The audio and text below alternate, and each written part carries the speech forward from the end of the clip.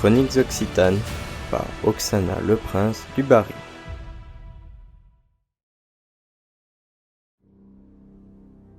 « 1356.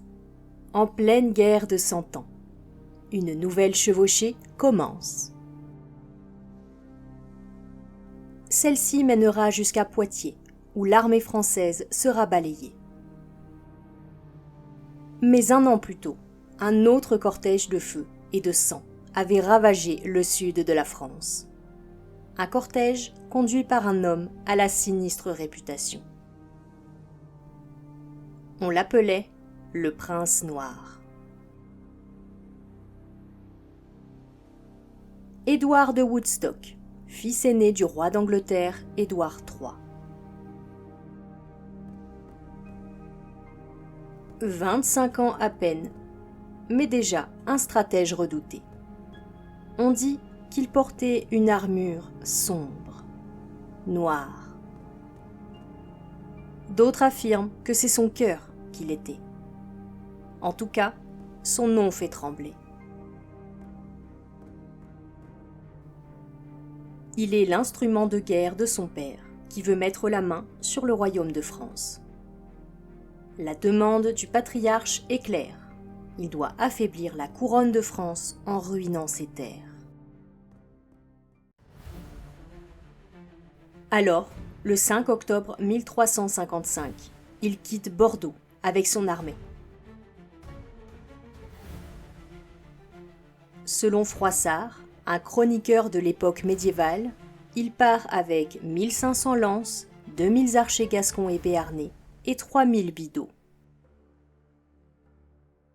Mais j'en profite pour attirer votre attention sur ces chroniqueurs qui vivaient à l'époque.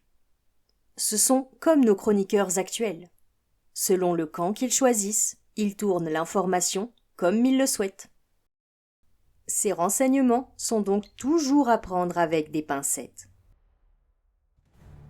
Mais revenons à notre prince noir. Avec ses hommes, il s'élance vers le territoire occitan. Pourquoi choisir cette route? Pourquoi le Lauragais, le Minervois, le pays toulousain?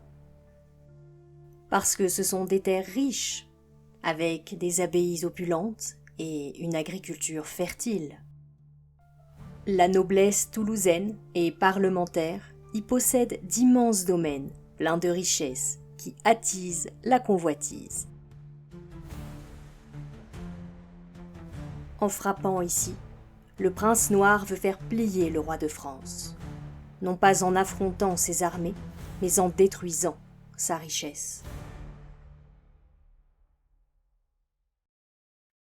On commence par ravager l'Astarac. Non, je ne vous parle pas de la Star Academy, mais bien d'un territoire qui se situe à l'est du Gers actuel. Puis l'armée pille et détruit le Toulousain, mais pas Toulouse directement, jugé trop défendu. L'armée s'empare de Castanet et de tous les villages autour. Il campe une petite nuit à la Croix-Falgarde et se dirige ensuite vers le Lauragais. Montgiscard est la seule ville qui opposera un peu de résistance, mais sans grand succès. D'ailleurs, qu'advient-il des habitants qui tentent de résister? Eh bien, pas de pitié, pas de sentimentalisme. Ils sont torturés et quelquefois massacrés. Mais je me dois de vous le rappeler, tuer n'est pas l'objectif premier. Ce que cherche le prince noir, c'est la destruction, le pillage, l'épouvante. Sa terrible chevauchée continue, et les villes sont pillées et brûlées, les unes après les autres. Villefranche, Avignonnet, Baziège. Je ne peux pas toutes vous les citer, l'enregistrement ne finirait pas. Les moulins sont dévastés, et ceci est un acte fort. Les moulins représentent cette agriculture qui sert à nourrir les populations. Les abbayes riches et puissantes, subissent le même sort.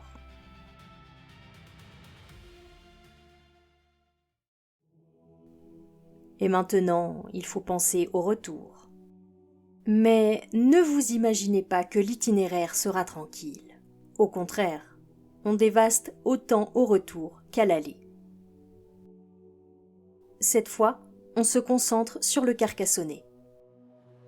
Limoux, Montréal ou encore Fanjeaux sont brûlés. Mais vous commencez à connaître la chanson maintenant. Le seul qui trouve grâce aux yeux du prince noir, c'est Gaston Phébus.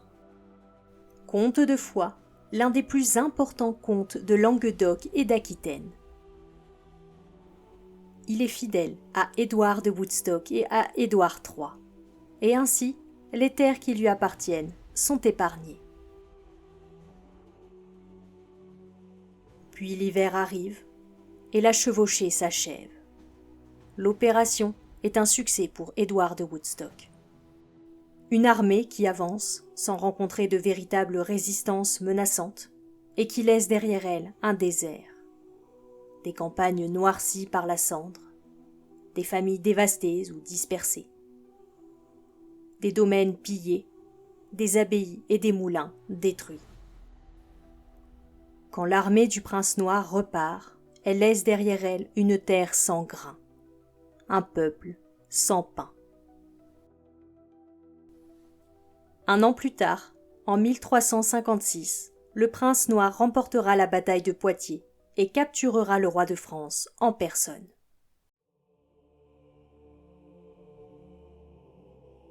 Ici, dans le sud, son souvenir reste celui d'un cavalier sombre. Un cavalier qui passait comme une tempête, et qu'aucune croix, aucune prière, aucun cri n'arrêtait. Et derrière lui, la peur, le néant, le chaos.